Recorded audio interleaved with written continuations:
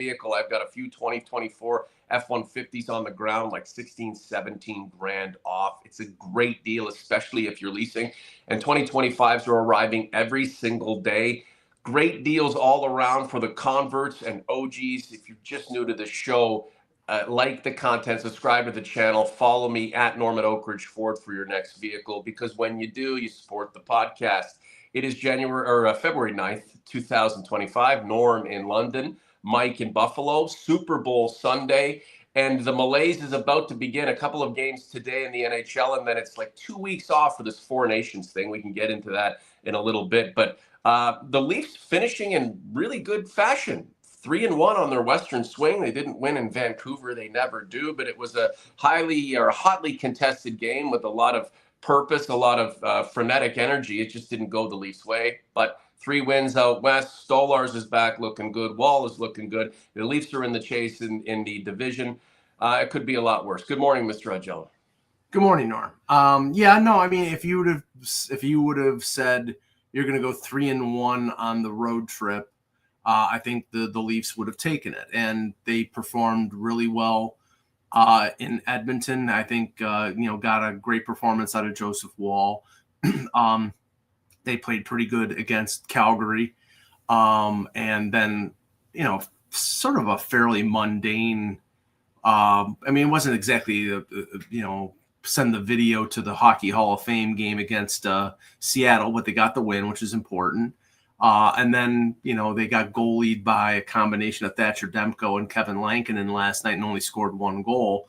But Wall was good again. I think the thing that you could take the most from this road trip is that they got consistent goaltending in all 4 games. They got good to great goaltending in all 4 games. And that's important. There are going to be some nights where your team is not going to provide a good effort defensively, and you're going to need to rely on your goaltender. And in this 4-game stretch, they were able to rely on Wall and Stolarz. So that's encouraging. They go into the break 3 points behind Florida with 2 games in hand. So they're in the mix for first place in the division. The funny thing is that the way the wild cards are working out, they finish in second place. It may be an easier opponent than it would be if you win the division and finish and play one of the wild cards. So everything really is up in the air, but I think the focus now, Norm, is, the 2-week break coming out of that, and then the lead up to March the 7th and the trade deadline. I know you're not making a big deal of this, Mike, but the Leafs are in no position to be strategic about where they finish, hoping for an easier opponent in the first round. No. When they said, well, we won the Canadian division, and whoa, our prize is to play the Montreal Canadiens. Right. How did that turn out? So, right. You play your games, you win or you don't win, and then you deal with it. The thing is, like most teams, you want to play the easiest opponent, but then when you play that easy opponent, you need to bury them. And that's the thing that this team has had a difficult time over the years. Not saying anything that people don't know. Difficult time putting those teams away. So just play the season, finish where you finish. And when, the middle of April and the first round of the playoffs comes around, that's when you deal with that.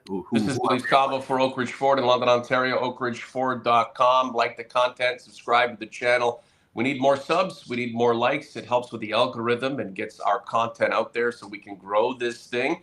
And we're not looking to become the next big thing when it comes to Leafs content on YouTube. We've been around forever, but the more you can support us with your likes and your shares, I think it's better for what we're trying to accomplish. Good day, gentlemen. How do we see the goalie split shaking out over the back 9 of the season? Much obliged, West from Whitehorse. I think it's going to be a 50-50 split. I think, I believe they have. Aren't you against that, Mike? No, I think that, I would prefer them to go with Wall, but the situation here is, they have 27 games left. If you're talking about playing Stolarz 14 and Wall 13 or vice versa, fine, but you need to go with one guy. But doesn't Stolarz need to get back into the groove? Well, but I think playing every other game is going to be enough. Remember, these guys, especially Stolarz, they have never been starters. And the reason that they haven't been starters is because, especially with Stolarz, he's had numerous injuries over his career. Ability has not been his problem. It's availability. And, now he's had, 8 weeks off with a knee injury, and he played really good against Seattle. I think they're not going to load too many. The mistake was, remember, before he got hurt, he played a bunch of games, and that, he cannot do that. Now, I think Wall has proved over this stretch that he can play games, that he can play a number of games. He's a younger player. And that's why if we get to the middle of April and the first round of the playoffs, I believe that Joseph Wall will be the starter.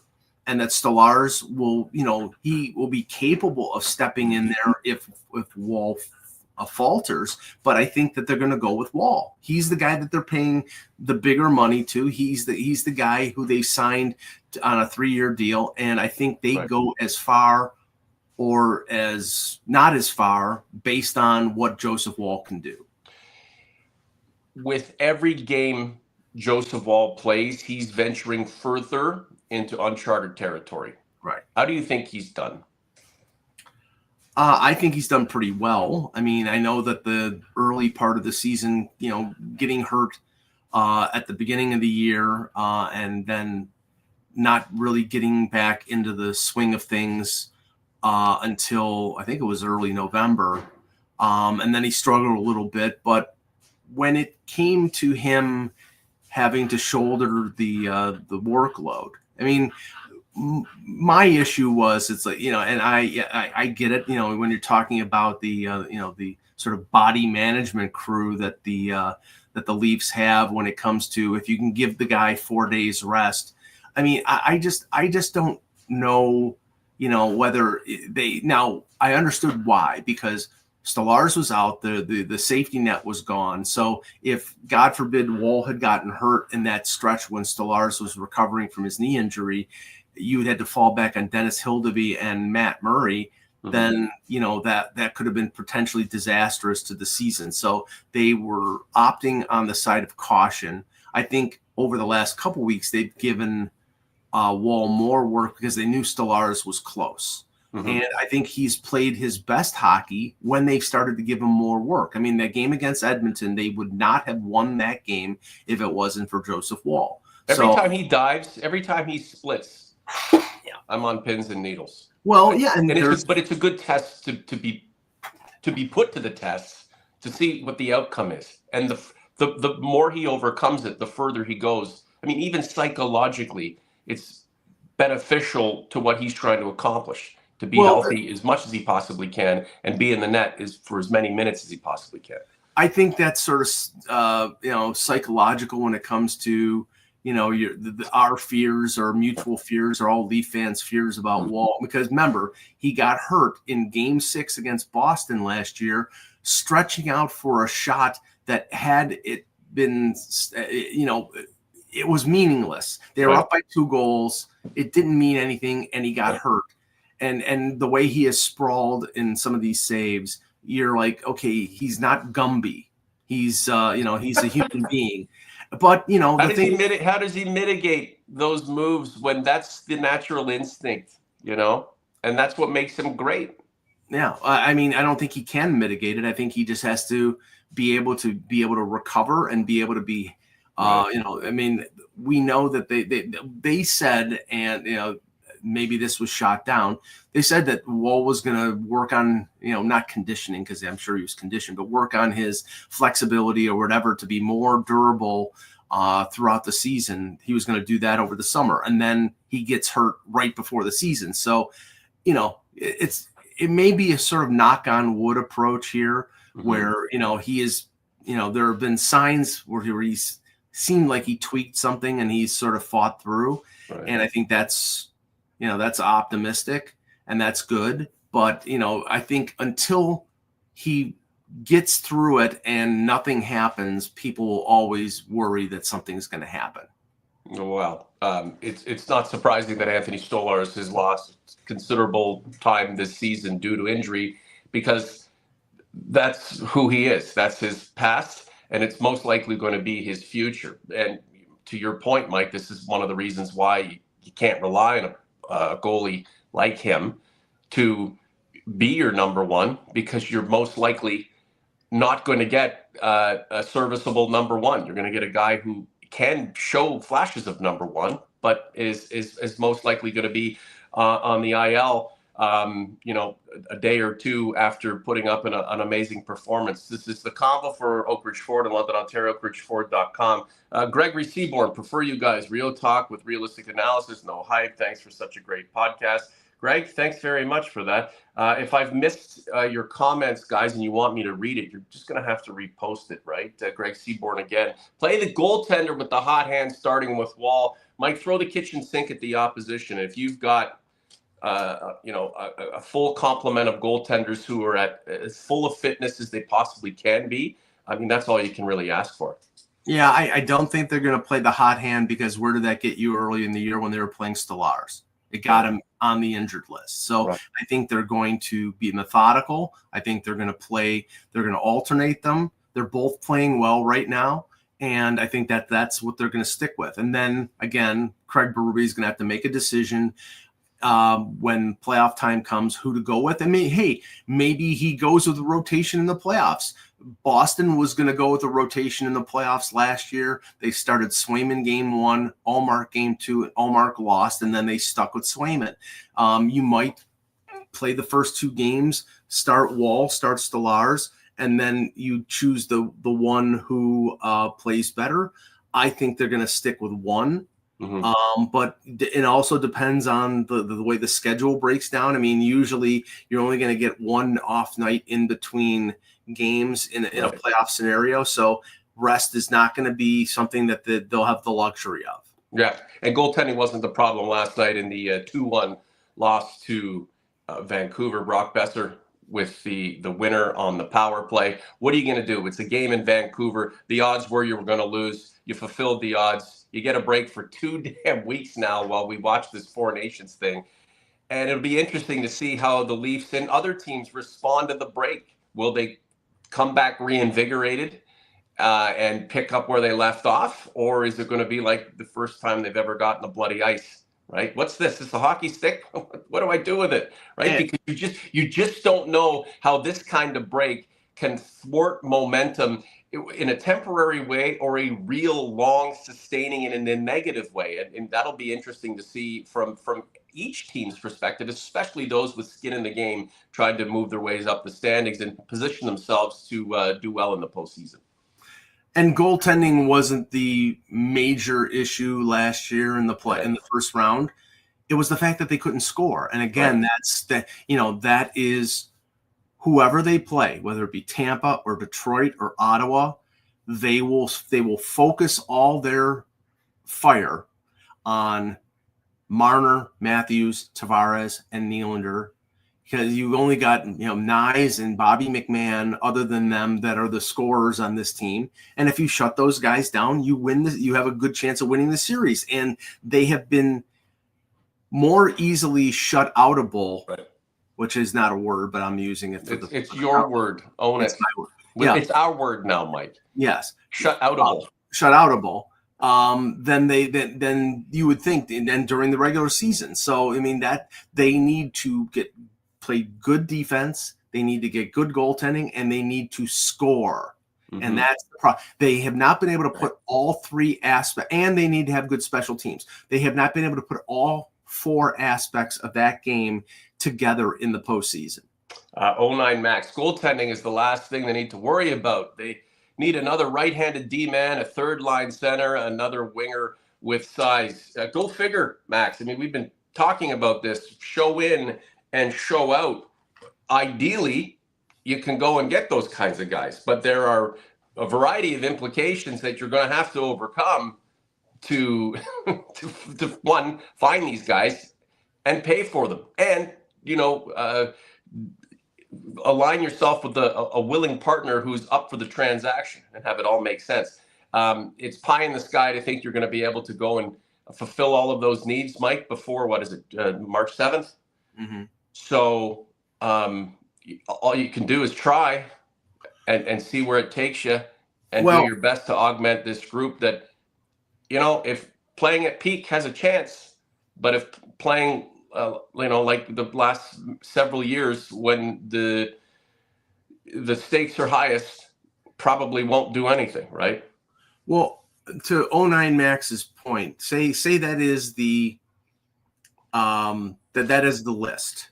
Right hand shot defenseman, third line center, another winger with size. Okay. Say you can only address two of them. Which two? Which two are the most important?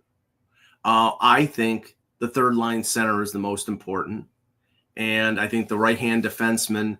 Now, the problem is that right-hand defenseman, as we have seen the last few years, they operated at premium, meaning you have to pay a higher price because right-handed defensemen are not as readily available. And at most, you're probably talking about somebody who can play, on the bottom pairing. Anybody who's a right-hand top four defenseman is going to cost you a first-round pick or a top prospect. And unless it's somebody who is term left in their contracts, I don't think the Leafs have the ability to acquire. There's been some whispers out there about Rasmus Ristolainen. Well, Rasmus Ristolainen is somebody who can't stay healthy. Mm-hmm. And he's a big right shot defenseman. He's physical, but he also makes over $5 million.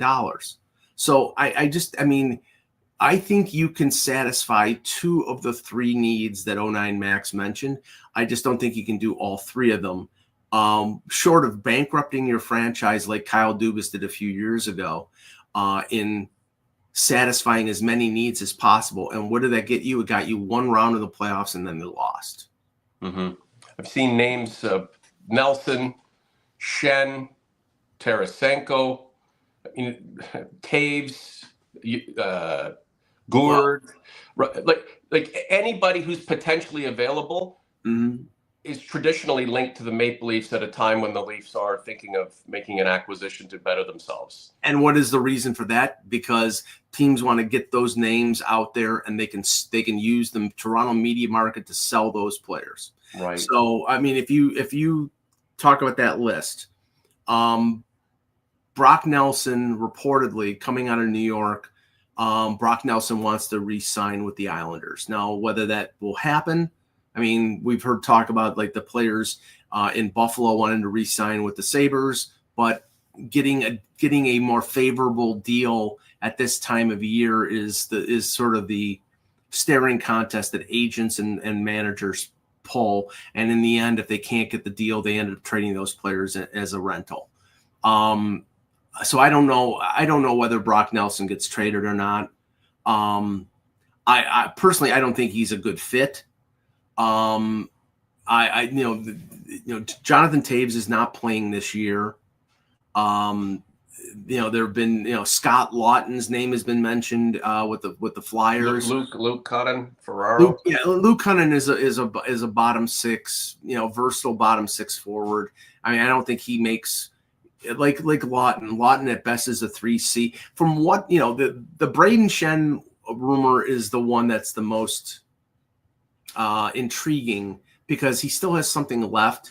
He is 33 years old, but he's won a cup. He's a physical big forward. Now he is the Blues captain. So, he's got a no trade clause, but that would be somebody who could play on a third line, could play moving up to a second line if you wanted to move Tavares to the wing, or if somebody got hurt. So at what cost, Mike? If Braden Schenn waived his no trade clause to come to Toronto, at what cost would you be willing to not only entertain that deal but make that deal? I would give up a first round pick in 26 or 27. I would not give up Easton Cowan or Fraser Minton, because I think we know both of those players are going to be NHLers. I don't know how good NHLers they'll be, but I do think that they will be NHLers. And especially a team that is going to be up to the cap limit more than likely, if they do or if they don't re-sign Mitch Marner, you need entry-level contracts on this team. And I think that you don't trade those prospects who are along the way. God forbid Gregory in the chat that they trade for Connor Murphy. Connor Murphy is a horrific defenseman. I don't want him. That would be a bad. You don't need a name. You don't just need a body. You need somebody to fulfill that role. There's not a gaping hole, but there is a hole that could metastasize, grow, and cost you. Who can come in to plug in that hole, do their part, fulfill the mandate of the group. That's really all you need to do. Easier said than done. Yeah, I mean, I look at the Leaf situation when I'm talking about prospects that I would trade. I would, Nickel City is saying Grabyankin and Minton were held out of the last 2 games by the Marlies. Both were healthy scratches. I don't think they want to trade Grabyankin because I think they like what they saw, and he's a physical type of player. Again, and same thing here. This is the type of guy that I think could make the team next year on an entry-level contract. But isn't it, Mike, sorry to interrupt you, but isn't it interesting that we want to bring players in to help, but it's going to cost? And every time we suggest anybody who is a potential bargaining chip, we develop this instant paralysis. Oh, no, not him. Well, we can't do him. Can't do him either. So what the hell are you left with? Well, no, futures? Is that it, basically futures? Well, no, but there are prospects that like, for example, like I keep mentioning Topi Niemela. There are prospects that, maybe the Leafs have soured on, or the Leafs, because of the change from Dubas to Treliving and from Keefe to Berube that may not fit in their plans, but may still be good prospects. Okay. So, I mean, those are the guys Grabyankin and Minton and Cowan are Berube type players. Right. So and that's just like Tisak, Topi is trash. Okay, thankfully Tisak, you're not a GM of a team that the Leafs are trading with, because I'm sure there are some general managers out there that like a Topi Niemela, and he's a right shot defenseman. How do you leverage? How do you put a low leverage individual into a high leverage spot? I mean, from a fan's perspective, this guy sucks.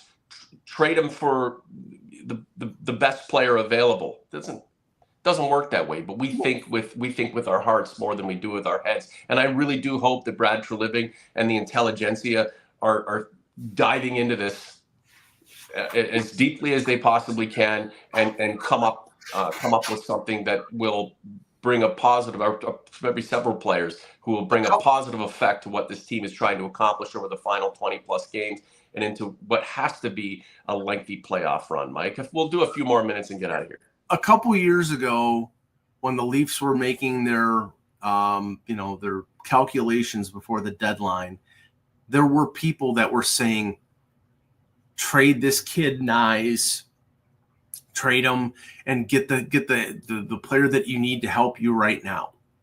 How would that be now? How would that look now? If you had traded Matthew Nyes in a deal to get a player, who maybe had a year or two on it left on a contract, and Matthew Nyes goes someplace else and scores 20, he's on pace for 30 goals. How would that look now? Never happened, Mike. It never happened.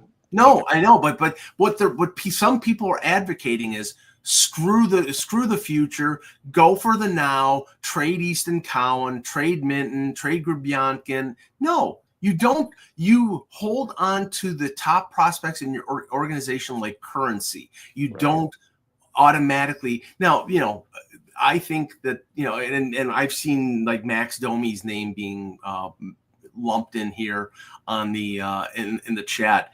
I mean, Max Domi has not had a good year. But Max Domi right now is playing a position that he is not good at. When did he have his best performance last year? When he was playing on the right side with Tyler Bertuzzi and Austin Matthews. So Max Domi's taking one for the team. Can we? No. Are we broad enough in our thinking to see that and acknowledge that? Right? I mean, if he's playing if he's not playing his optimal position, but is doing it anyway, and the results just aren't there, potentially because he is not being facilitated the best chance possible. He's taking one for the team. Let's just may as well leave him alone. Right? Well, I mean, can he play center? Yes. Can he be a good center? No. He's never been a good center at the NHL level. Right. His best performances, I know he played center when he was in Montreal, but it's like he does nothing at $4 million playing third line center. The only time he's played well up the middle this year is when that 2-week stretch when Bobby McMahon and Nick Robertson were going great guns. He's Why did they sign him? Why did they give him this contract? What was the purpose? What were they hoping to get out of him that they haven't been able to? Especially if, as you say, he's playing out of the position he should be playing. Well, I mean, do you remember the William Nylander playing center experiment? I think Domi was signed because he played well with Matthews, and maybe the benefit of that will be next year when Mitch Marner signs someplace else. Because I'm just saying, it's insurance, because we know Domi played well with Matthews. We don't know what's going to happen with Marner, whether he signs here, whether they're willing to pay him $13.5 million, who knows? But that Domi can plug in and play on the wing with Matthews, and they've tried that the last couple games. So they would sign the 10th best player on the team to have him lay in wait? No, I think what they are doing here is maybe they thought there was a chance that Nylander could play up the middle. Right. But I think that they knew the capability that Domi could play center, but they would try to move him to the wing if everything else worked out. And right now, I think there is no viable option with other than him as third line center. Mm-hmm. Mm-hmm. This is the Convo for Oak Ridge Ford in London, Ontario, oakridgeford.com. If you're in the chat, like the content. Why not do it? We're still way low on likes compared to where I think we should be based on the amount of views. Come on, help us out. Like it, subscribe to it, share it. You're passing our content along, and you're helping us grow in the process. Henry, Oilers run Canada. It's okay when we bring the cup back, and your team will be welcome to the celebration. Hey, you know what? You're the last Canadian team. I mean, if that's your team, the Oilers, to be in the Stanley Cup final, almost pulling it off last year. Watching the game last night, my wife was asking me about certain players, and it is interesting. The Leafs are the team that just, out of all the Canadian teams, that has not been to a Stanley Cup final. Not only not in recent memory, but since 1967. Pretty much every other Canadian team has at least been to a final in the last 15, 20 years. And when all is said and done, wouldn't it be nice to look back on William Nylander and maybe Marner and Matthews and this Wall and judge them for what they did during a playoff run, right? The same way we can start looking at the Connor McDavids of the world and the Leon Draisaitl's of the world, and guys who were on those Vancouver teams 15, 20 years ago, for what they did in the playoffs, because they were all the way there. They didn't pull it off. They didn't finish it off. They were all the way there. You really can't brag about William Nylander too much and his playoff prowess when his teams really haven't gone anywhere. It's the teams that create something of substance and that you can say, hey, not playing very well in the regular season, but we know what they're really about in the playoffs. And when they play well, their teams have paid dividends. Yeah, first, just to respond to Henny, enjoy the next couple of years while they last, because when 97 leaves for either LA, New York, Toronto, or some team that will spend up to the cap, which Edmonton won't do, it's going to be Peter Pocklington 2.0. So enjoy it. I don't think they're going to win the Stanley Cup because their defense is not good. As usual, they depend way too much on 3 or 4 players and don't have enough spread out throughout their lineup, and their goaltending at times is average. Now that, the Nylander point, he has performed in the playoffs, but it's almost meaningless when nobody else does. Exactly. And that is the problem. It's like, how do you accentuate the positive when it comes to Nylander performing in the postseason? Well, Matthews and Marner and Tavares and everybody else are performing. Then that could be the difference between victory and defeat. And last year, Nylander, I mean, I know that people have complained like last night he had a breakaway, he didn't cash in on it. I think he has the most breakaways in the NHL. So, I can't be critical of him because right now he's in the top 5 in goals in the league. And I'm not shitting on William Nylander at all. But the Nylanderites and how he's looked in the one playoff series the Leafs typically embark on every spring. Great. I mean, it's not a pick a player, it's a pick a team. I'm saying, and as Spike 11 has reminded us, memories are made in the playoffs, right? And I want to see all of these guys create new personas for themselves and new legends for themselves that were attained and nurtured and ultimately resulted in triumphs in the playoffs. And that's the big thing. Real quick on Connor McDavid. Mm-hmm. What do you think the odds are that he ends up with the Maple Leafs? I know the cap is going up and Leafs have a lot of money allocated to other players. Do we care about these things anymore? The rite of passage to come home? Remember when he was drafted, when he knew he was going to Edmonton and not Toronto, the face he made during that draft lottery show? Like, would it in the same kind of way that John Tavares would have loved to have been picked by the Maple Leafs back in 2009 and ended up joining the team 9 years later?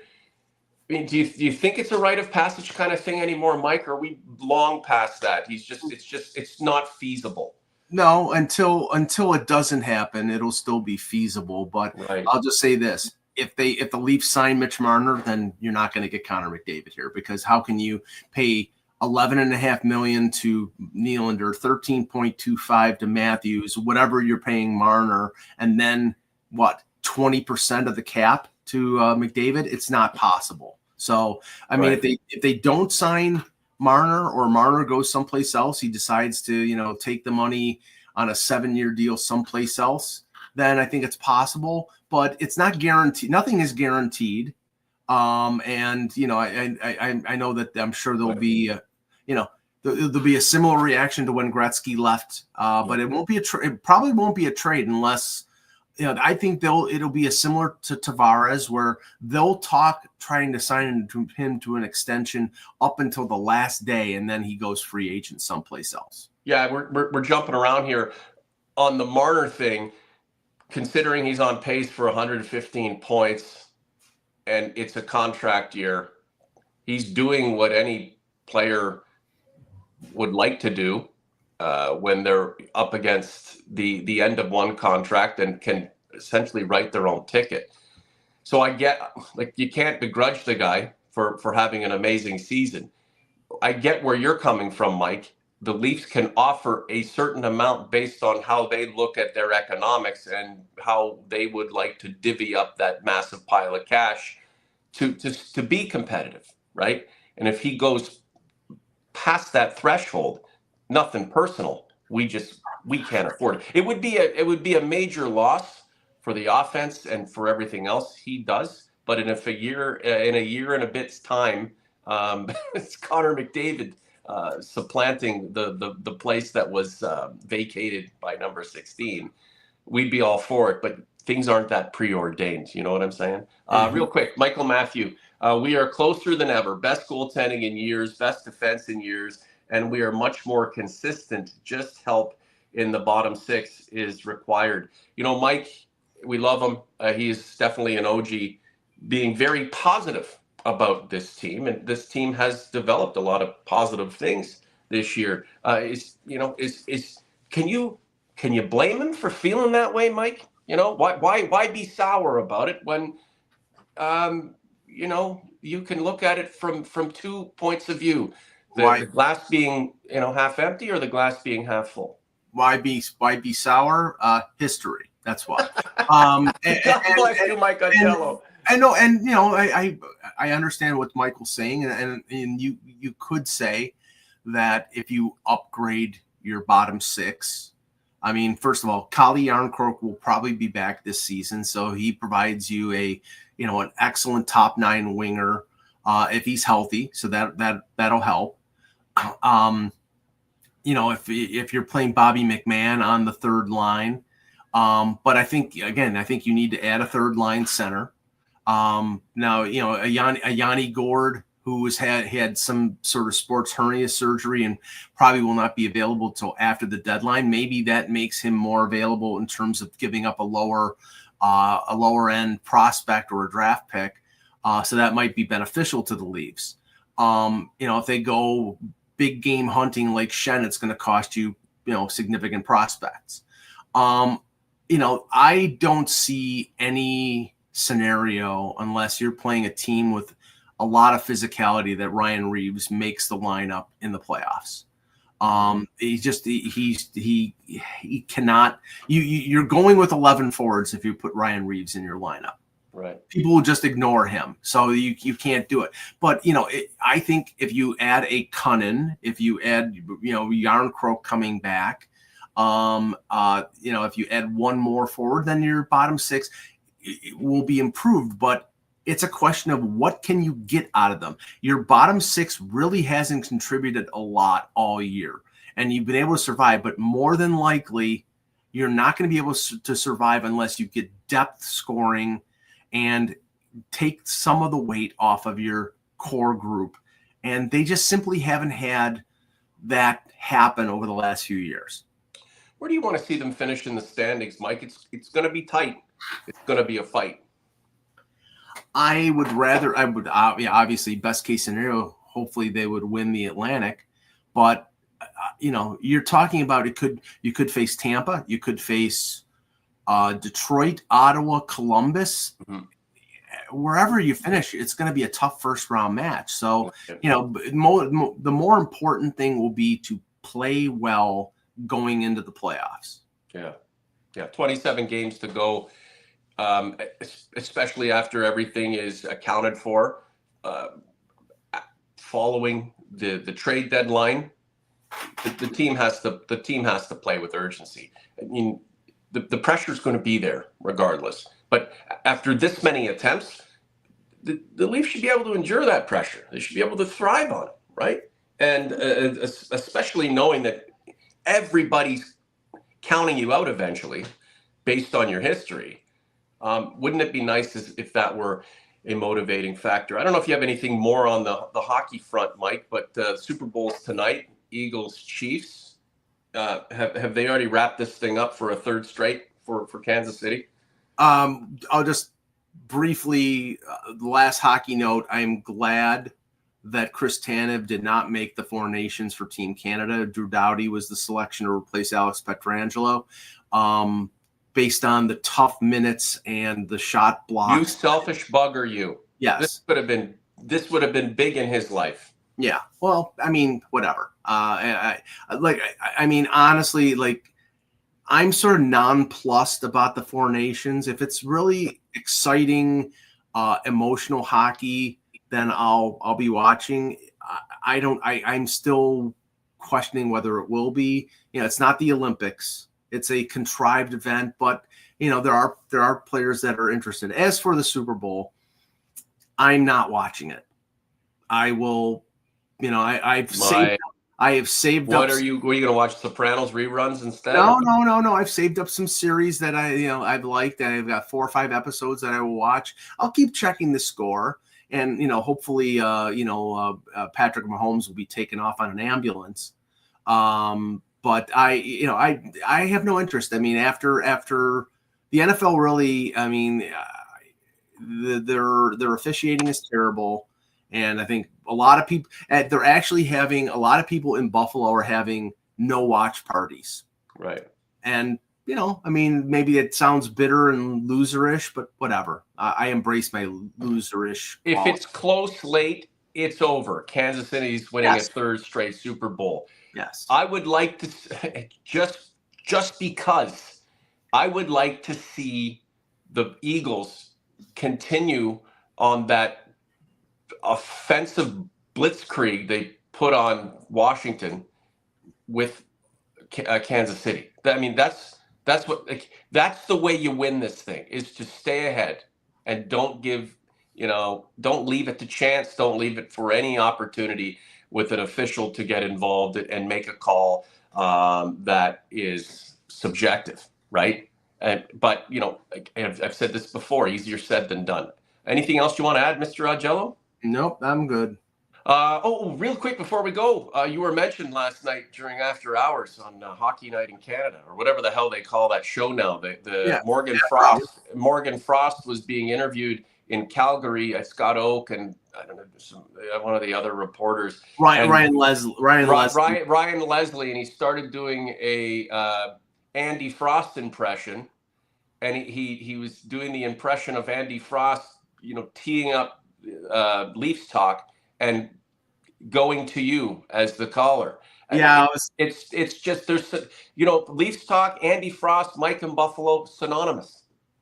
Yeah, I was. Somebody messaged me and said you got to watch this, and I had DVR'd it because I had heard Morgan was going to be on the broadcast. I wanted to watch it because some of the Philadelphia, my buddies Russ and Anthony they've covered the Flyers, and obviously Morgan is Andy's son.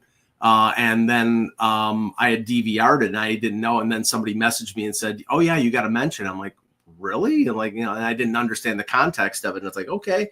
And yeah, that was cool. I was, whenever you get mentioned on a nationwide broadcast, that's absolutely cool. So it was fun. I just posted the link, youtube.com/the Leafs Convo /posts or /community, whatever they're calling it now. It's around the 13-minute mark. And yeah, 09 Max, Andy Frost is definitely a beauty. So the Four Nations thing begins on Wednesday. It's Canada, Sweden. I like the U.S. goaltending crew the best out of all of them, and they who knows, the red, white, and blue may pull this thing off when all is said and done. We shall see. And as I said, I'm kind of like you, Mike. I'm mildly interested if it ramps up and it's frenetic and there's some passion on display. When I see more of that, I'll get more engaged. Only time will tell. Mr. A, thanks so much for your contributions tonight. We appreciate it very much. OG's converts, like the content, subscribe to the channel, share with your friends what we are doing, and watch out for Leafs Convo shorts. I'll slice this bad boy up in a variety of ways, and those will play over the days and weeks to come. No doubt we're going to be doing some more content between now and the next Sunday Spectacular. Obviously, no Leafs to talk about in terms of their play, but we'll come up with some stuff. For Mr. Augello, I'm Norm. Enjoy the Super Bowl, everybody. The Leafs Convo for Oak Ridge Ford is out.